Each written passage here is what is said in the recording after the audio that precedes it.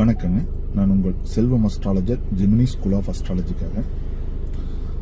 காரகத்துவங்களை ஜோதிடத்துல ஒரு பில்லர்னு சொல்லலாங்க. காரகத்துவங்கள் தான் ஜோதிடமே. அத இன்றைய தலைமுறையினர் மனப்பாடம் பண்ணணும்னு நினைக்கிறாங்க, மக்கப் பண்ணணும்னு நினைக்கிறாங்க. ஒவ்வொரு காரகத்துவத்துக்கும் அத கிரகமா உருவாக்கணும்னு நினைக்கிறாங்க. சோ அது ஒரு வகை சரியான மெத்தடாலஜி கிடையாதுங்க.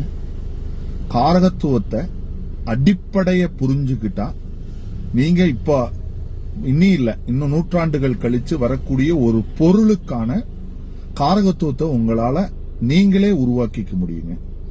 சோ அப்ப அடிப்படைய நம்ம சரியா புரிஞ்சுக்கிட்டோம்னா, உதாரணத்துக்கு அறிவு அப்படிங்கிறது ரெண்டு விதமா படுங்க. புதனுக்கும் சம்பந்தப்படும், குருவுக்கு சம்பந்தப்படுங்க. இப்ப புதனோட அறிவு என்னன்னா சொல்ல கேட்டல், படிக்க கேட்டல். ஆனா குரு அப்படி கிடையாது. சொல்லாமலும் படிக்காமலும் ஞானத்தின் வழியாக மட்டும் இல்லாம அத வேறொரு கோணத்துல சிந்திக்கிற அறிவை குரு கொடுப்பாரு. அப்போ பேரறிவு என்பது, ஞான அறிவு என்பது குரு. அப்போ ஒரு விஷயத்தை கத்துக்கிட்டு கிடைக்கிற அறிவு புதன். இப்ப இது மாதிரி நீங்க எந்த இடத்துக்கு வேணாலும் இது எடுத்துக்கொண்டு யூஸ் பண்ணலாம். அப்போ ஒரு குரு அங்க சம்பந்தப்படுது அப்படின்னா அவனால ஒரு புதிய விஷயத்தை கிரியேட் பண்ண முடியும்.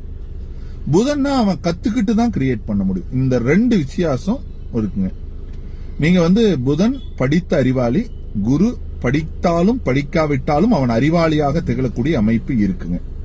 சோ இந்த மாதிரி நீங்க எல்லா இடத்துலயும் இந்த காரகத்துவத்தை அப்ளை பண்ணலாம். இது மாதிரியான காரகத்துவங்கள் சம்பந்தமான பாடங்களை நான் நாடி ஜோதிடத்துல, பிருகுநந்தி நாடி ஜோதிடத்துல நடத்துவங்க. வர்ற டிசம்பர் 16ஆம் தேதியிலிருந்து வகுப்பு ஆரம்பமாகுது. கீழே டிஸ்கிரிப்ஷன்ல அதை பத்தி டீட்டெயிலா கான்டாக்ட் நம்பர் கொடுக்கறேன். கான்டாக்ட் பண்ணுங்க. நன்றி, வணக்கங்க.